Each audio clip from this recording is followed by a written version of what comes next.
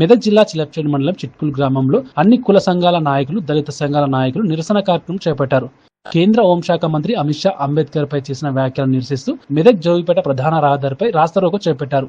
అమిత్ షా దళిత సంఘాలకు క్షమాపణ చెప్పాలని, కేంద్ర ప్రభుత్వం పదవి నుండి తొలగించాలని డిమాండ్ చేశారు. అంబేద్కర్ రచించిన రాజ్యాంగంతో పదవి పొంది అమిత్ షా అంబేద్కర్ పై చేసిన వ్యాఖ్యలను తీవ్రంగా ఖండిస్తున్నామని అన్నారు. ఈ కార్యక్రమంలో మాలా అధ్యక్షులు బాలరాజు, శ్రీనివాస్, మాజీ సర్పంచ్ భూమయ్య, మైనార్టీ నాయకులు అఖిల్, ప్రకాష్, కిష్టయ్య, శ్రీకాంత్, మహేష్, రాజ్ కుమార్ తదితరులు పాల్గొన్నారు.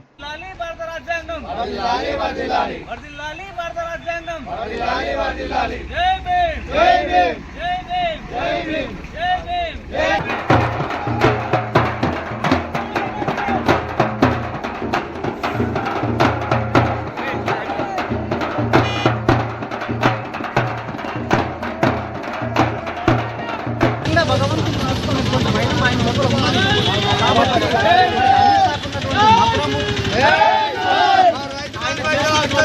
ఒకటే కాదు, భారతీయ జనతా పార్టీ కూడా తెలియపడుతుంది ఏంటంటే అక్కడ అమిత్ షా